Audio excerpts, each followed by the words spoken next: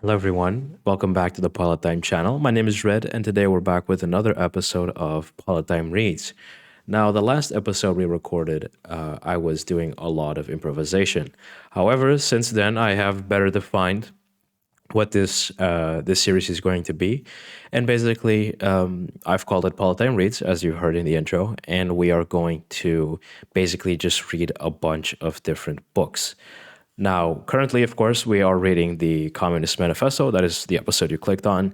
And in the future, we are going to read other books. However, currently, we have no plans on what those books are, nor do we actually have like an actual schedule which we are going to post in.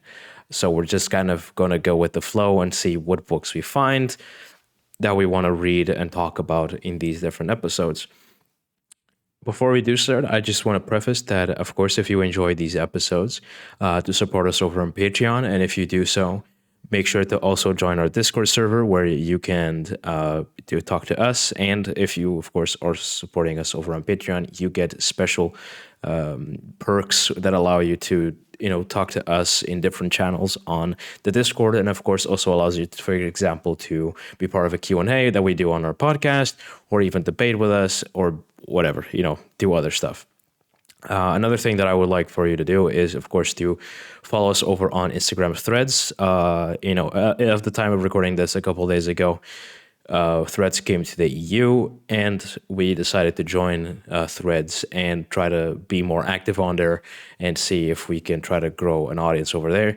So make sure to go check out our exclusive content over there, where we're basically just commenting on certain topics, talking about whatever we find on the platform, commenting on stuff the President of the United States has said or whatever comes up. So make sure to get on there and support us.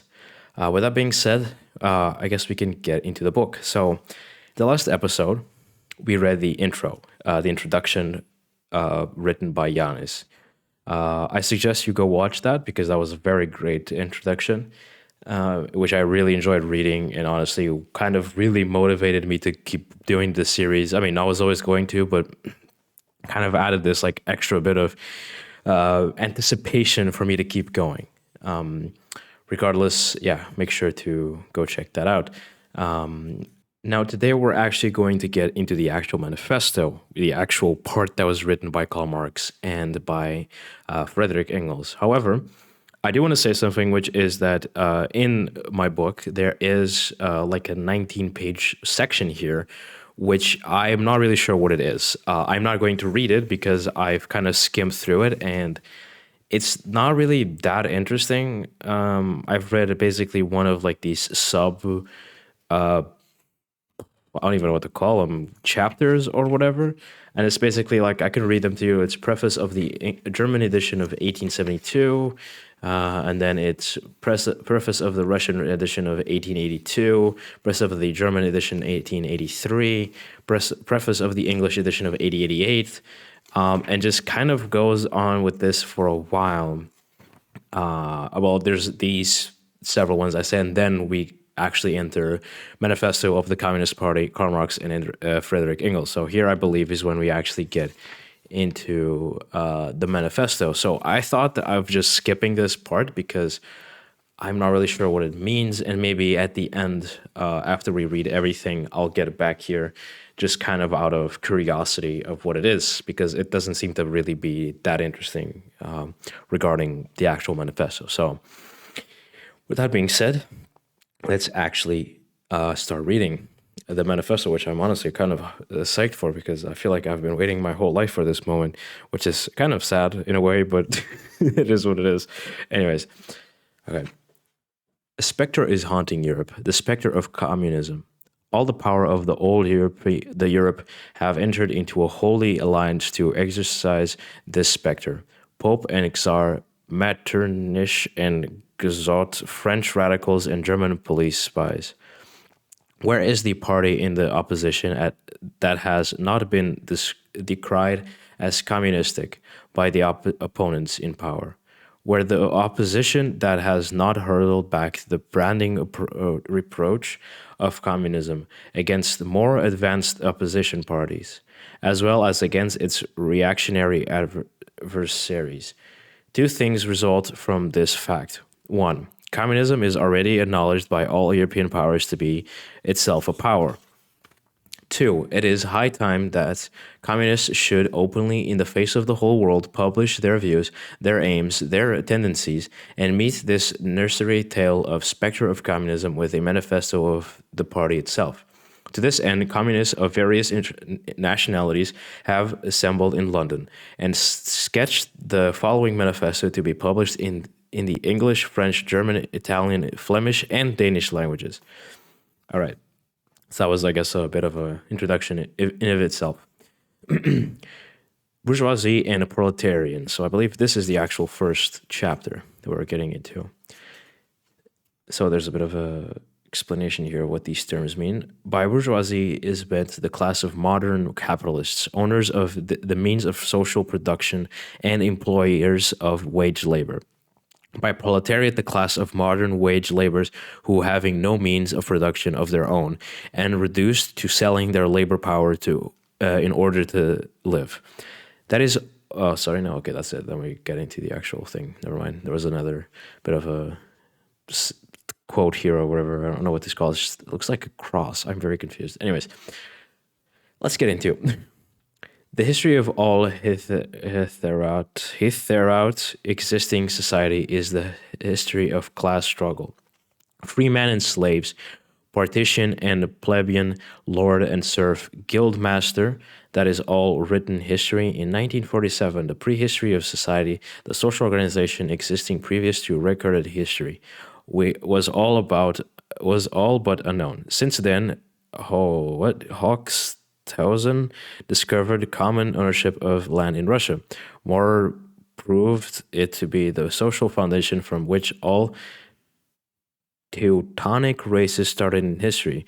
By and by village communities were founded to be or to have been in primitive form of society everywhere from India to Ireland. The inner organization of this primitive communistic society was laid bare in its typical form by Morgan's crowning discovery of its true nature of the gens and its relation to the tribe. I have no clue what I'm reading. With the dissolution of these primeval communities,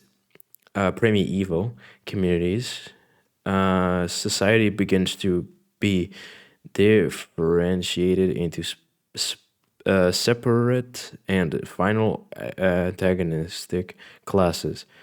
I have attempted to retrace this process of dissolution in Der Ursprung der Families des Privateigenthums uns blah blah blah Stuttgart. Okay, I don't know.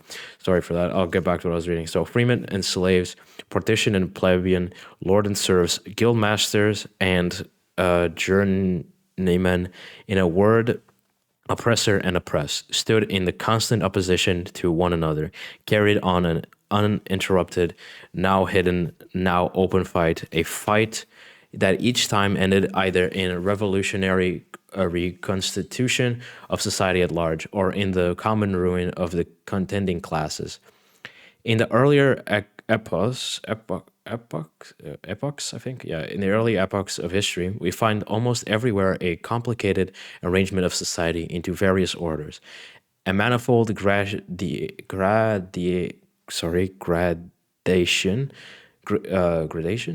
I think a manifold gradation of social rank. In ancient Rome, we have partitions, knights, plebeians, slaves. In the Middle Ages, feudal lords, vassals, guildmasters, journeymen, apprentices, serfs. In almost all of these classes, again, subordinate graduations. The modern bourgeoisie society that has sprouted from the ruins of feudal society has not done away with class antagonism. It has but established new classes, new conditions of oppression, new forms of struggle in place of the old ones. Our epoch, the epoch of the bourgeoisie, possesses, however, this distinctive feature. It has simplified the class antagonism. Society as a whole is more and more split into two great hostile camps, into two great classes directly facing each other, the bourgeoisie and the proletariat.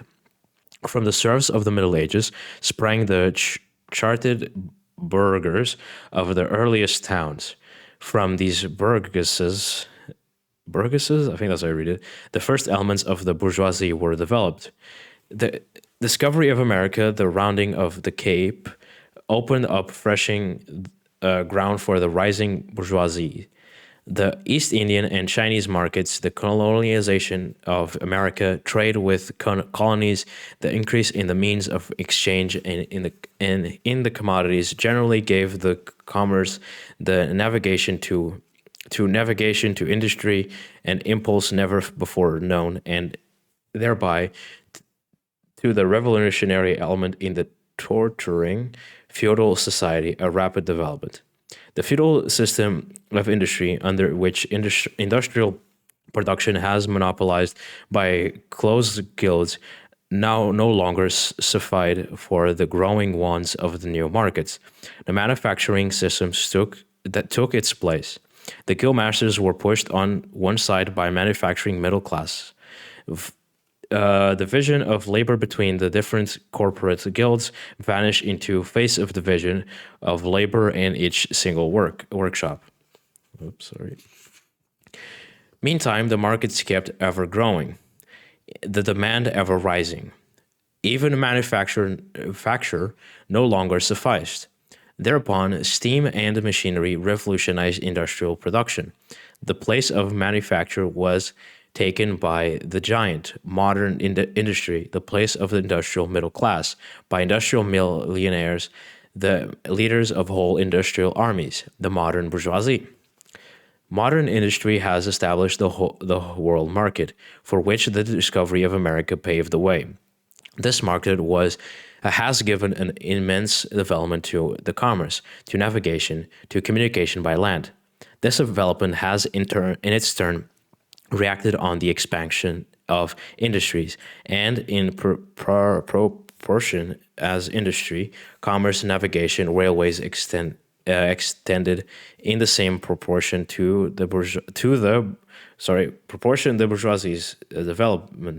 developed. Wait, what? Extended in the same proportion that the bourgeoisie developed, increased its capital, and pushed into the background every class handed down from the Middle Ages. We see, therefore, how the modern bourgeoisie is itself the production of a long course of development, of a series of revolutions in the modes of production and of exchange. Each step in the development of the bourgeoisie was accompanied by a corresponding political advance of that class. An oppressed class under the sway of the feudal nobility, an armed and self-governing association in the medieval commune. Commune was the name taken in France by the nascent towns, even before they had conquered from their feudal lords, and matters local self-government and political rights as the third state. Generally speaking, for the economical development of the bourgeoisie, England is here taken as typical country. For its political development, France. Okay.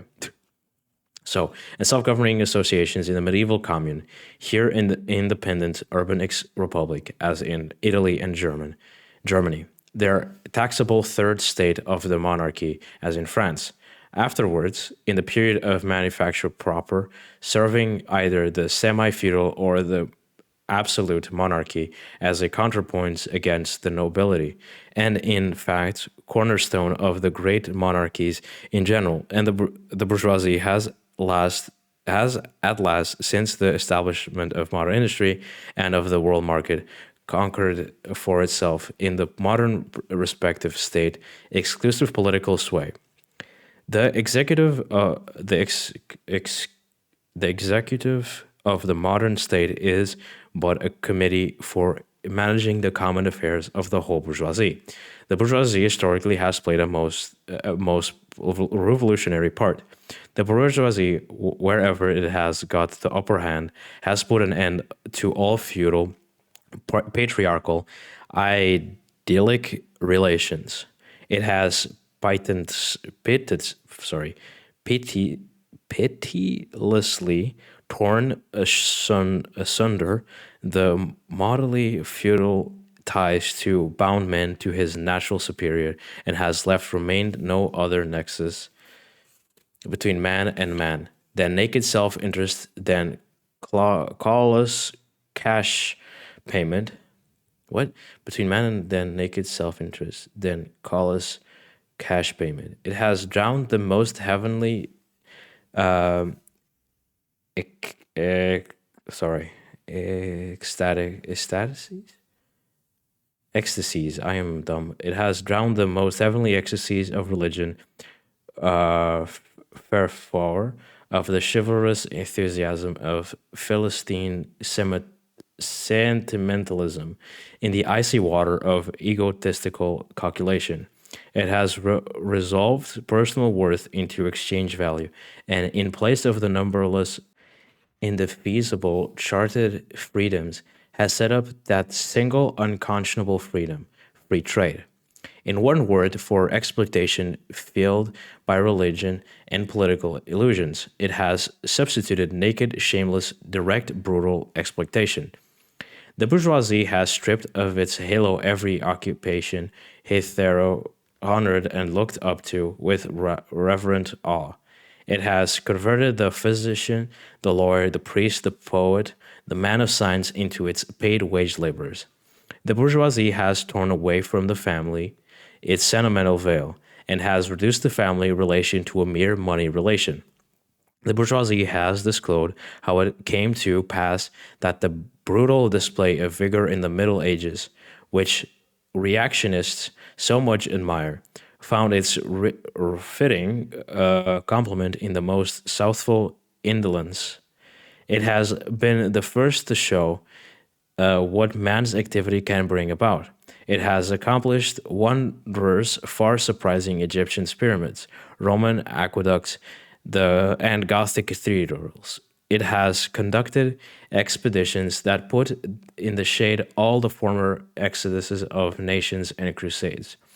The bourgeoisie cannot exist without constantly revolutionizing the instruments of production, and thereby the revelation of production, and with them the whole relation of society.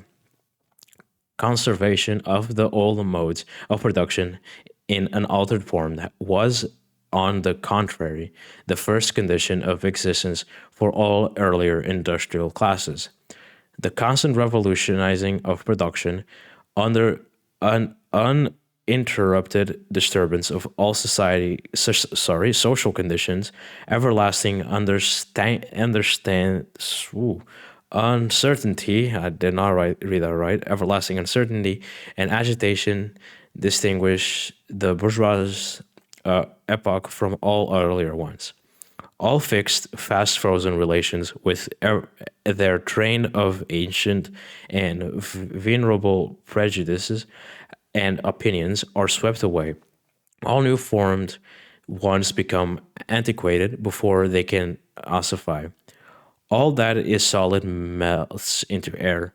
All that is holy is profaned. All and man is at last compelled to face with sober sense his real condition of life and his relations, what his kind, relations with his kind. Sorry. The need of a constantly expanding market for its productions chases the bourgeoisie over the whole surface of the globe. It must nestle everywhere, settle everywhere, establish connections everywhere. The bourgeoisie has, through its exploitation of the world market, given a cosmopolitan character to production and consumption in every. Next page. But in every. That's weird. Oh, in every country. It's like a weird. All that is solid melts into air. All that is holy is profaned. Man is at last compelled to face with sober sense his real conditions of life. There's like a massive quote on the page next to the word I was reading, so that's why I got confused. To the great jargon of reactionists, it has drawn from under the feet of industry the national ground on which it stood. All the old established national industries have been destroyed or are daily being destroyed. They are dislodged by new industries, whose introduction becomes a life and death question for all civilized nations, by industries that no longer work up indigenous raw materials, but raw materials drawn from the remotest zones. Industries whose productions are consumed, not only at home, but in every quarter of the globe. In place of the old ones satisfied by the production of the country, we find new ones required for their satisfaction the products of distant lands and climes. In place of the old local and national seclusion and self-sufficiency, we have intercourse in every direction. In every direction, universal interdependence of nations. And as in material, so also in intellectual production. The intellectual creation of individual nations become common property. National one-sidedness and narrow-mindedness become more and more impossible, and from the numerous national and local literature, there arises a world literature. The bourgeoisie, by the rapid improvement of all instruments of production, by the immensely facilitated means of communication, draws all and even most barbarian nations into civilization. The cheap prices of its commodities are the heavy artillery with which it batters down all Chinese walls, with which it forces the barbarians intensely obstinate hatred of foreigners to capitulate. It compels all nations on pain of extinction to adopt the bourgeois mode of production. It compels them to introduce what it calls civilization into their minds, i.e., to become bourgeois themselves. In one word, it creates a world after its own image. The bourgeoisie has subjected the country to the rule of the towns. It has created enormous cities, has greatly increased the urban population as compared with the rural, and has thus rescued a considerable part of the population from the idiocy of rural life. Just as it has made the country dependent of the towns, so it has made barbarian and semi-barbarian countries dependent on the civilized ones. Nations of peasants on nations of bourgeois, the East and the West. The bourgeoisie keeps more and more doing away with the scattered state of the population, of the means of production, and of property. It has agglomerated population, centralized means of production, and has concentrated property in a few hands. The necessary consequence of this has political centralization, independent or but loosely connected provinces with separate interest laws, governments, and systems of taxation become lumped together into one nation, with one government, one code of laws, one national class interest, one frontier, and one customs tariff. The bourgeoisie, during its rule of scarce 100 years, has created more massive and more colossal productive forces than have all preceding generations together. Subjection of nature's forces to man, machinery, application of chemistry to industry and agriculture, steam navigation, railways, electric telegraphs, clearing of whole continents for cultivation, canalization of rivers, whole populations conjured out of the ground, where earlier centuries had even a precedent that such productive forces slumbered in the laps of society labor. What earlier century had even a presentiment that such productive forces slumbered in the lap of societal labor? We see then the means of production and of exchange on whole foundations of bourgeoisie built itself up were generated in feudal society. At a certain stage in the development of these means of production and of exchange, the conditions under which feudal society produced and exchanged, the feudal organization of agriculture and manufacturing industries, in one word, the feudal relations of property became no longer compatible, with the already developed the productive forces. They became so many feeders. They had to be burst asunder. They were burst asunder. Okay. Into their place stepped free competition, accompanied by a social and political constitution adapted to it, and by economical and political sway of the bourgeoisie class. A similar movement is going on before our own eyes.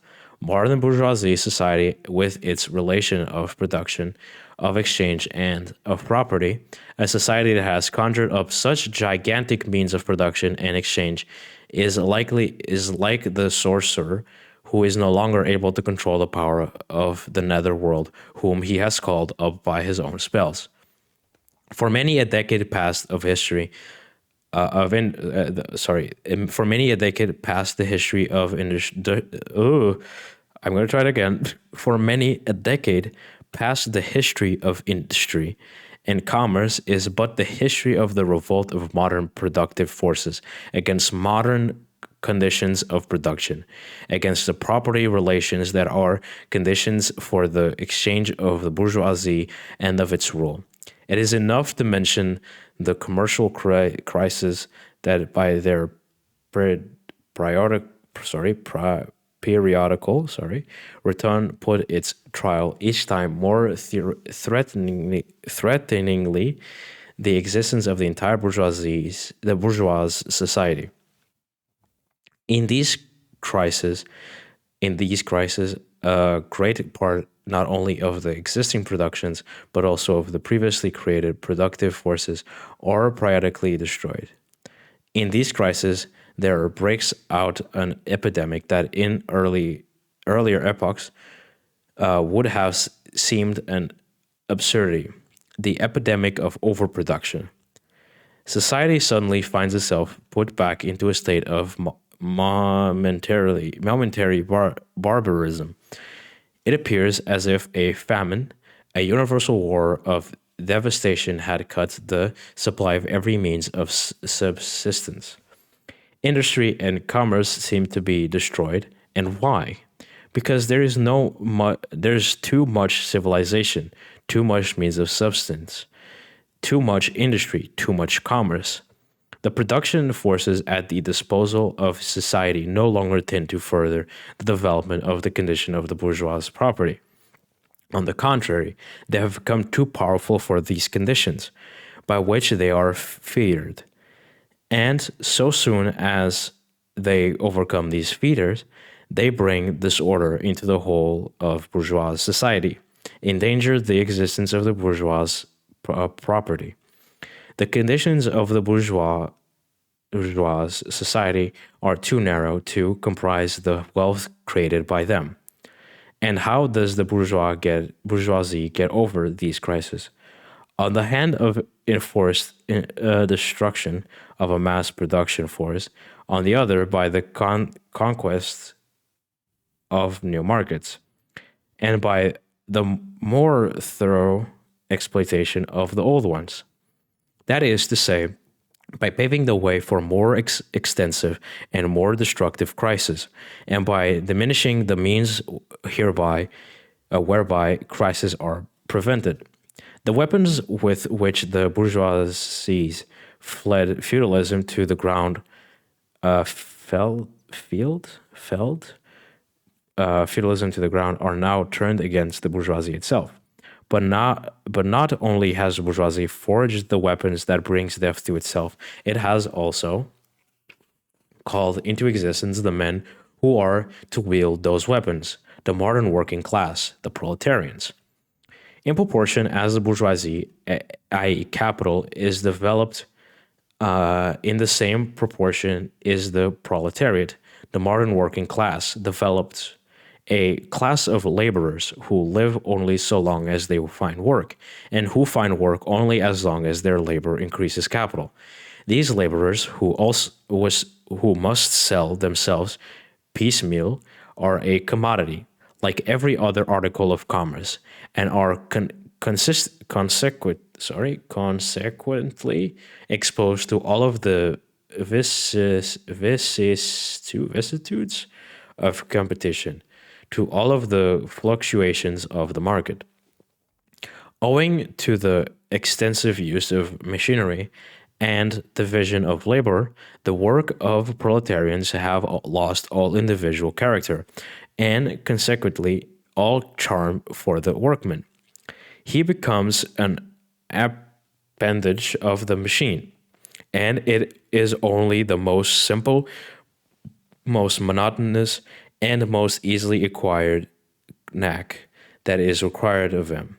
Hence, the cost of production of the workman is restricted most entirely to the means of substance that that he requires for his maintenance and for the propagation of his race. But the price of a commodity, and therefore also of labor, is equal to its cost of production. In proportion, therefore, as the repulsiveness of work increases, the wage decreases. Nay, more, in proportion as the use of machinery and the division of labor increases, the same proportion the burden of toil also increases, where there by prolongation of the working hours, by increase of the work exacted in a given time, or by increased spend of machinery, etc. Modern industry has converted the little workshops of the patriarchal master into the great factory of the industrial capitalist. Masses of laborers crowded into the factory are organized like soldiers. As privates of the industrial army, they are placed under the command of a perfect hierarchy of officers and sergeants. Not only are they slaves of the bourgeois class and of the bourgeois state, they are daily and hourly enslaved by the machine, by the overlooker, and above all by the individual bourgeois manufacturer himself. The more openly this despotism proclaims gain to be its end and aim, the more petty and more hateful and more embittering it is. The less the skill and exertion of strength implied in manual labor, in other words, the more modern industry becomes developed, the more is the labor of men superseded by that of women. Differences of age and sex have no longer any distinct society validity for the working class. All are instruments of labor, more or less expensive to use, according to their age and sex. No sooner is the exploitation of the laborer by the manufacturer so far at an end that he receives his wage in cash, than he is set upon by the other proportions of the bourgeoisie, the landlord, the shopkeeper, the pawnbroker, etc. The lower strata of the middle class, the small tradespeople, shopkeepers, and retired tradesmen, generally the handy craftsmen and peasants, all sink gradually into the proletariat, partly because their diminutive capital does not survive for the scale of which modern industry is carried on, and is swamped into the competition with the large capitalists, partly because their specialized skill is rendered worthless by new methods of production. Thus, the proletariat is recruited from all classes of the population. The proletariat goes through various stages of development. With its birth begins its struggle with the bourgeoisie. At first, the contest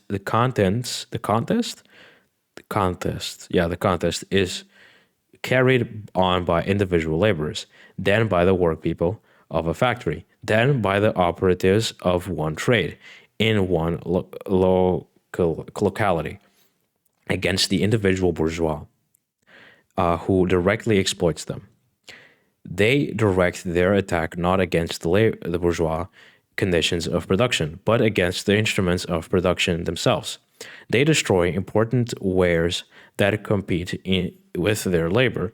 They smash to pieces machinery. They set factories ablaze. They seek to restore by force the vanished status of workmen of the middle class. At this stage, the laborers still form an incoherent mass scattered over the whole country and broke up by their mutual competition. If anywhere they unite to form more compact bodies, this is not yet the consequence of their own active union, but of the union of the bourgeoisie, which class, in order to attain its own political ends, is compelled to set the whole proletariat in motion, and is moreover yet for a time able to do so. At this stage, therefore, the proletarians do not fight their enemies, but the enemies of their enemies, the remnants of absolute monarchy, the landlords, the industrial bourgeois, the petty bourgeoisie. Thus, the whole historical movement is concentrated in the hands of the bourgeoisie. Every victory so obtained is a victory of the bourgeoisie. But with the development of industry, the proletariat not only increases in number, it becomes concentrated in greater masses. Its strength grows and it feels the strength more. The various interests of conditions of life within the ranks of the proletariat are more and more equalized in proportion as machinery obliterates all distinctions of labor and nearly everywhere reduces wage to the same low level. The growing competition among the bourgeois and the resulting commercial crisis make the wages of workers ever more fluctuating. The unceasing improvement of machinery, ever more rapidly developing, makes their livelihood more and more precarious. The coalitions between individual workmen and individual bourgeois take more and more the character of coalitions between two classes. Thereupon, the workers begin to form combinations, trade unions, against the bourgeois. They club together in order to keep up the rate of wage. They found permanent associations in order to make provision there beforehand for these occasional revolts. Here and there, the contest breaks out into riots. Now and then the workers are victorious, but only for a time.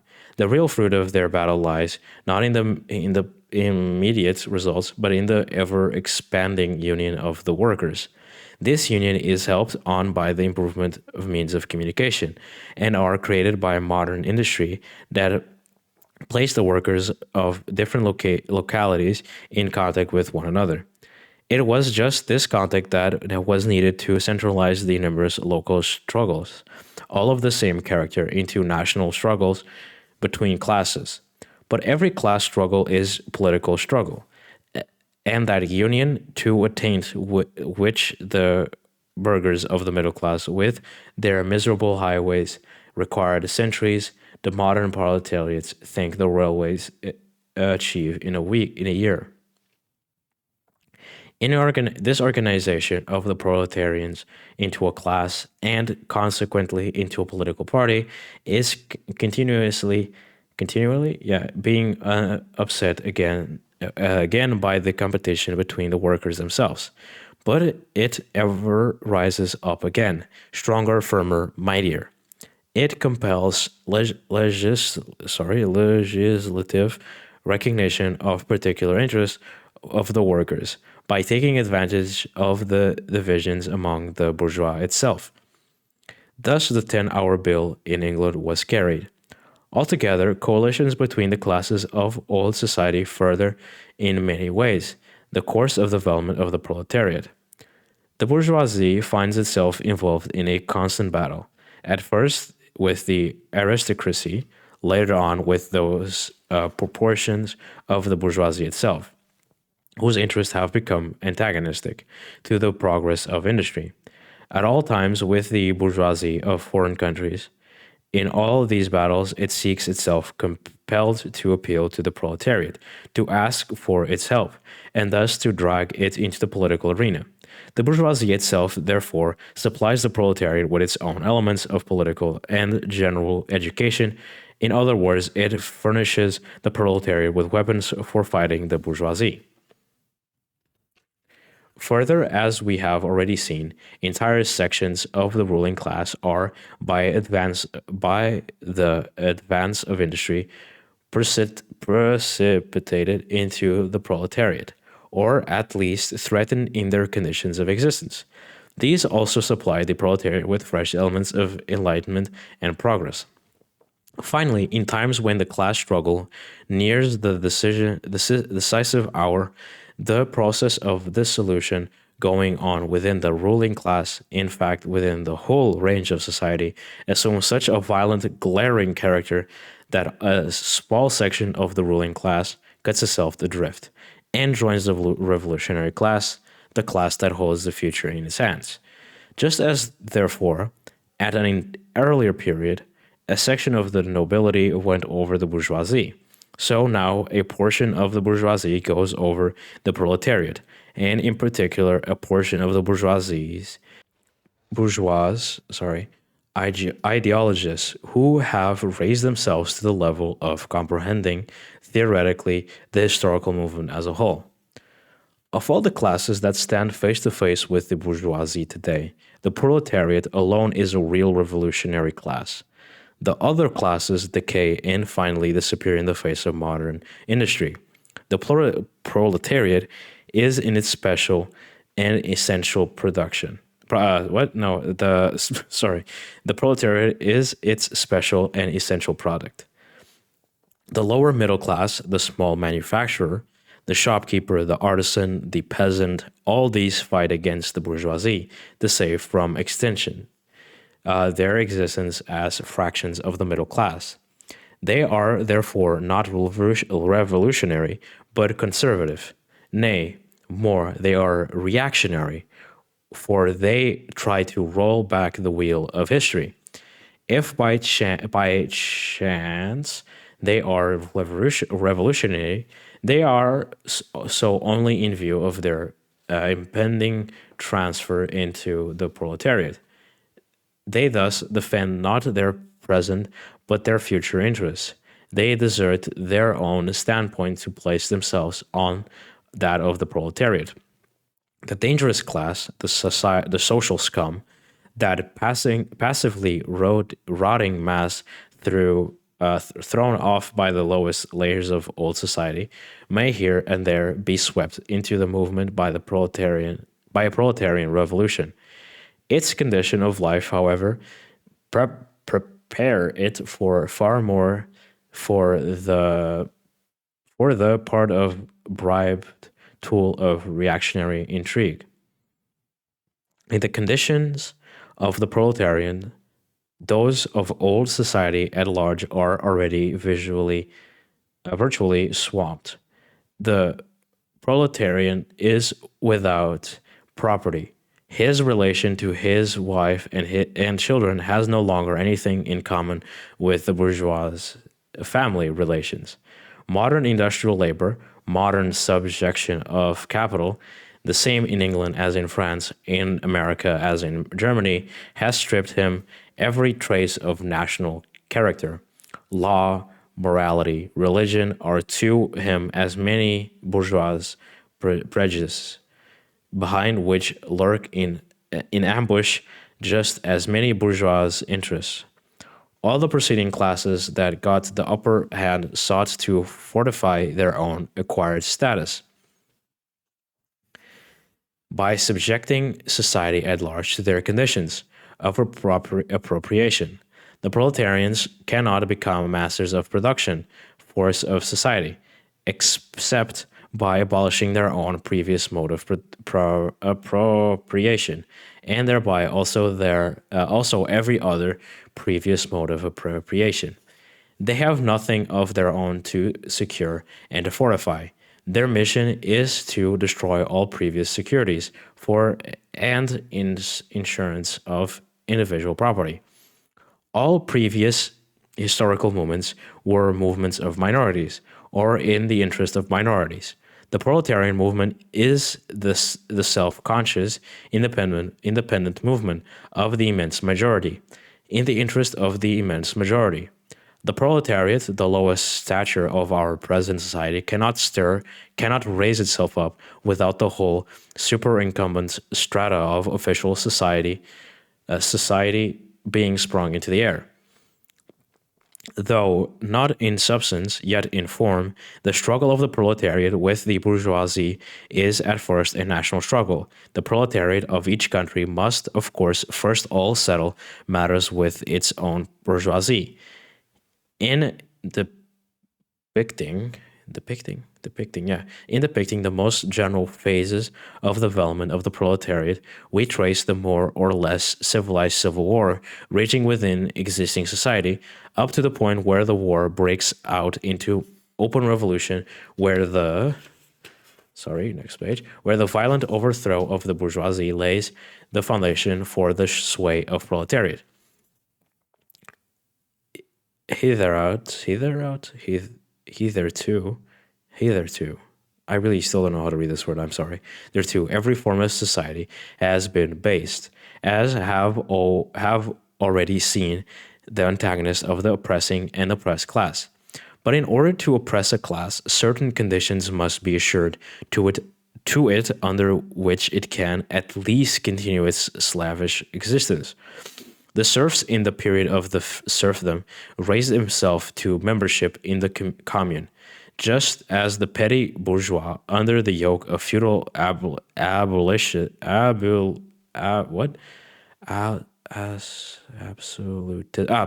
That is not even close to the word I was trying to read. Sorry, I'm going to read again that sentence. The serfs in the period of serfdom raised himself to the membership in the commune, just as the petty bourgeois under the yoke of the feudal absolutism managed to develop into a bourgeois. The modern laborer, on the contrary, intent of rising with the progress of industry, sinks deeper and deeper below the conditions of existence of his own class. He becomes a pauper, and pauperism develops more rapidly than population and wealth.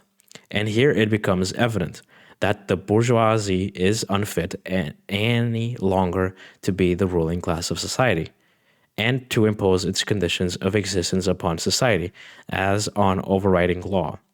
It is unfit to rule because it is incompetent to assure an existence to its slave within his slavery, because it cannot help letting him sink into such a state that it has to feed him instead of being fed by him. Society can no longer live under this bourgeoisie. In other words, its existence is no longer compatible with society. The essential condition for the existence and for the sway of the bourgeoisie class is the formation of and augmentation of capital. The condition for capital is wage labor. The wage labor rests exclusively on a competition between the laborers. The advance of industry, whose involuntary promoter is the bourgeoisie, replaces the isolation of the laborers due to the competition by their revolutionary combination. Due to the association, the development of modern industry therefore cuts from under its feet the very foundation on which the bourgeoisie produces and appropriates products. What the bourgeoisie therefore produces, above all, is its own grave diggers, its fall and the victory of the proletariat an equal inevitability. All right, with that ends the first chapter of the Communist Manifesto. I have to be honest, that was not easy to read. It's not written in I'd say, an easy to understand wording, which is a little annoying, I have to be honest. Whilst I understand fundamentally what they are trying to say here, they're basically saying that the proletariat was born out of the bourgeoisie's incompetence, right? and how the bourgeoisie consistently, as capitalists, are basically digging their own graves and are basically fueling their own demise because they are incompetent, and at the end of the day, they are the minority, and that the proletariat is eventually going to win because they are the majority, and they are the ones that the proletariat are basically what allow the bourgeoisie to be in the position that they are, because without the proletariat, the bourgeoisie is screwed. Because anytime there is any issue or anything happens, the bourgeoisie goes crying back to the proletariat, basically like, oh yeah, we need you to work. And basically, like, this is the whole concept, and they even mentioned it here. This is the whole concept behind having trade unions or doing unionization, is the whole concept that the bourgeoisie, or the capital owners, they require us to work. Therefore, we can band together and fight back because we have that power. We are powerful enough to do that, because without us, they are nothing. They are absolutely nothing. At least that is what I interpreted from this whole chapter that I just read, which was, again, not easy to read. Very complicated language, or like wording, at least for me, which English is not my first language, so it does make it a little more complicated for me. But regardless, that was interesting to read because it gives you an idea of like their mindset of the time, because we're talking about the 19th century here. We're not talking about the 21st century. This was over 150 years ago. So we're not, they're not talking about the modern times, yet it feels so much the same. And it's even more, in a way, depressing to think that at the time this was new stuff, right? Like this was stuff that was relatively recent, not that recent, but yet like the whole concept of the bourgeoisie and capitalism was still not capitalism, of liberalism in this case, was something that was so relatively new compared to what it is now in the 21st century. And yet it seems like we have learned nothing after so many years. And it feels like we're exactly in the same state that the proletariat was in this book, which was written in the 19th century, which was published in 1848. So it is truly kind of, in a way, this book does serve as like inspiration, right, for wanting to fight for the proletariat, but also is like a reminder of like, holy shit, we've been insanely inadequate, in being able to truly fight for the rights of workers, and even just making sure that we live under a economic system that is not, designed towards capital, or just purely giving, just designed around capital owners, and rather designed around the proletariat, or generally just the majority of society, which aren't usually capital owners, at least in a society where there is capital, or in the sense of it being private property, right? Which is the whole concept of communism, is that there is no private property, right? That we own everything. There's no one who like is able to benefit like individually by on something which they didn't even develop. The whole idea of communism is not that, the hard work you do, the hard work you do means nothing, or like you don't get the benefit from it. Is no, like we all work together hard so that all of us can be better, so all of us can improve. And so I think that right about ends my little bit of the conclusion of this chapter. Because I'm sure that I will be saying much more of what I just said in different episodes, because at the end of the day, communism is communism, and it's not going to change. I mean, it has changed, technically speaking, but, it has modernized itself. But the underpinnings, the reason how it's made is, or why it is the way it is it's always the same. And it's right here in this book. So there's no point in me trying to trying to get further into the book without actually reading it. Actually, we're about halfway now. I just ended reading page 45, And the next chapter, which is the next episode, is called Proletarians and the Communists. So here now, I guess we're going to get into how the proletariat is going to evolve into the communists and basically, you know, come together to basically just do communism. Anyways, thank you all so much for watching or listening. I hope that you enjoyed listening to that. I am again sorry for my lack of ability of reading or whatever you want to, however you want to put it. And again, if you enjoy that and would like to see more content from us, make sure to support us over at Patreon. Don't forget again to follow us over on Threads and to join our Discord server. And I'll see you all in the next episode of Politdigm Reads. Goodbye, everybody.